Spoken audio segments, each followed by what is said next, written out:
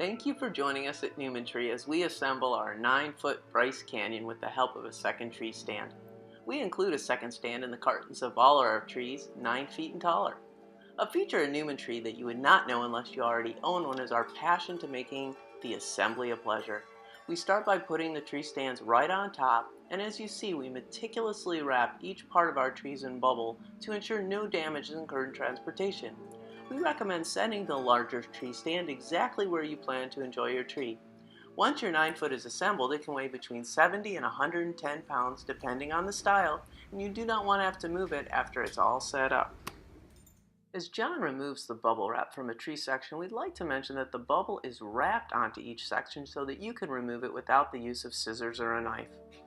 Sadly, even the most seasoned tree shaper trying to save a minute occasionally slips with the knife and cuts a wire of the light set, so please rip the bubble off.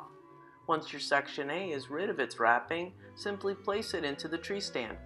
Now it is recommended that you spend some time shaping, and to make this process as easy and fast as possible, the factory has tied each row of branches up individually. Simply pull a red string and we're ready to go.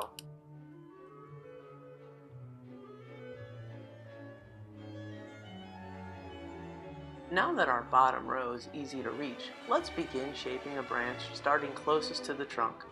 As you lift each tip up from the branch, you want to make sure it is straight and positioned as one of the hands on a clock between 9 o'clock and 3 o'clock. Vary each needle position to create a wall of material to hide the pole. The needles closest to the trunk lift up perpendicular to the branch, and as you get closer to the end of the branch, you want them to bend slightly forward to a 45-degree angle. The needles on the end will typically be coming out parallel to the floor, and you want to separate each needle so they're equally distant away from each other. Once you've shaped all of the branches on the bottom row, we're ready to pull the string and continue shaping each row of the section. Now we've completed shaping all the branches on A, it's time to set section B on top. Before you pull a string and get back into the groove, you want to remove the cord from the box and plug it into the extension cord attached to section A. You'll notice that we clearly marked the location of the extension cord with a tag marked S for section, and one side of the receptacle is empty to accommodate the plug from B.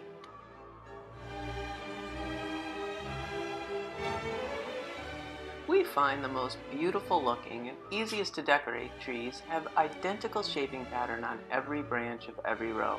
You'll find that after a row or two you'll become a quick expert and be amazed at what a difference it makes being able to shape one row at a time. As John races to finish shaping this section for us, we want to mention that the cord on section B that we just plugged in is over 10 feet long. This allows you to assemble your tree as a 7-foot by simply leaving the bottom in the carton, place section B into the smaller stand, and thanks to the long cord you'll be ready to plug your 7-foot tree into the wall or power strip. Now we get to see how wonderful it is to have a second stand. Please notice that the red adapter is needed in the smaller stand when you choose to set your tree up as a 7-foot or 5-foot. After we use it for shaping section C, we'll be careful it did not get stuck on the end of the pole or the section will not fit into B. By the time you pull the string on section C, you're going to feel pretty much like a professional. As we quickly watch John finish up the section and treetop, we'd like to remind you that you never want to shape your tree with the lights on unless all of the branches have been released. You'll notice when you're putting your treetop on, you will see a space on the extension cord of section C with the letter T. This is where you plug in your top. Since one of the most important parts of tree shaping is blending the top into the tree, we're going to have John show us how to shape a top that did not have branches. We recommend shaping the top in your hand and bring the first row of needles down slightly lower than parallel to the floor. Then continue turning and pulling each tip down, focusing your efforts on keeping every needle straight and equal distance from one another.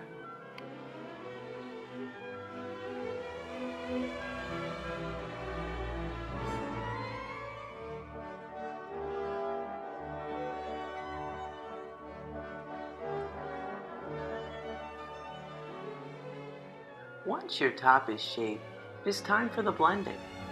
As you remember, the needles closest to the trunk are always standing straight up.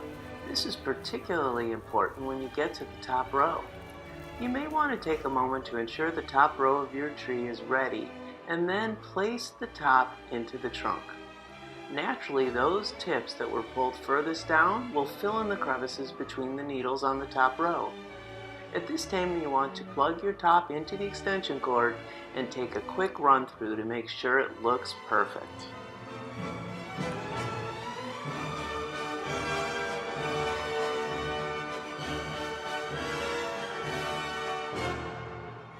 The final step to assembling your tree is placing section C onto the tree. Typically, this can be done without a ladder by one person, but if the section feels heavy or awkward, please have a buddy assist in the lifting and placing the section onto the bottom pole. When you remove the cord from section C, you'll have more than enough length to snake the plug all the way down the center of the tree. Please note, it must get plugged into the wall or power strip. Plugging section C into an extension cord anywhere on the tree will cause you to blow the fuse in your plug.